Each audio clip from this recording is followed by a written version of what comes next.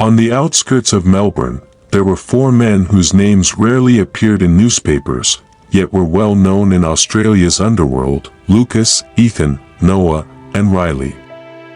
They were not related by blood, but they were raised by the same person, Maria Callahan, a tough yet loving immigrant woman. Maria was not a mafia figure.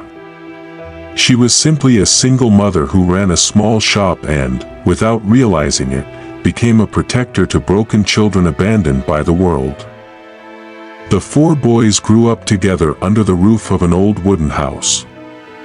Maria taught them one lesson they would never forget: family is the one thing you must never betray. But fate led them down a different path. As adults, they entered the criminal world, not because Maria wanted it, but because of the harsh reality of life on the streets of Melbourne. Lucas became the mastermind, calm and calculating. Ethan controlled networks and information, always knowing what was happening before others did. Noah was the negotiator, a friendly face hiding steel-like determination. Riley, the youngest, was known for his courage, and for emotions that were hard to control. Everything collapsed on a rainy night. Maria was found dead in her burned-down shop. The police called it a common criminal incident. But Ethan knew it was a lie. Through his information network, one name kept appearing: the Southern Cross Syndicate, a powerful mafia group expanding its territory and disturbed by the indirect influence of the four men. Maria was killed not because she was dangerous, but because she protected someone. She refused to hand over a young man hiding in her shop, a key witness in a major case. That refusal cost her life. The funeral was quiet. The four men stood without tears, not because they felt no grief, but because their sorrow had changed form.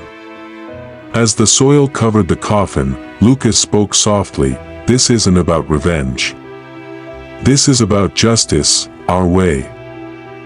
That night, they made a vow: they didn't strike blindly. Lucas planned every step. Ethan cut off the syndicate's money flow by leaking their illegal transactions to rival groups.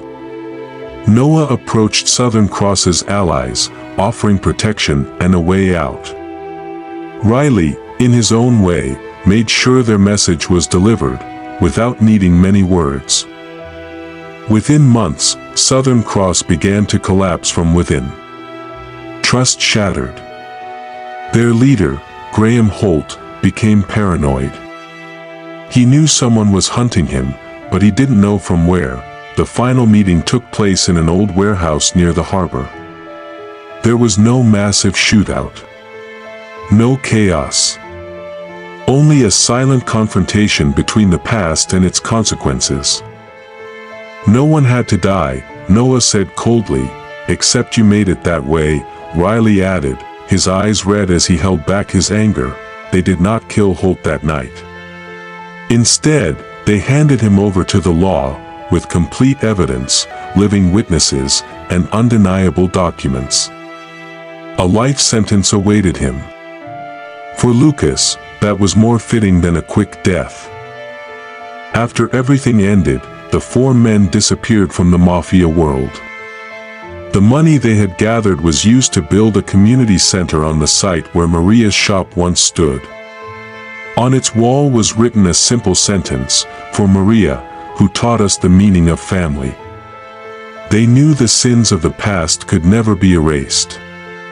But in silence, they believed one thing: revenge may begin the journey, but forgiveness is what ends it.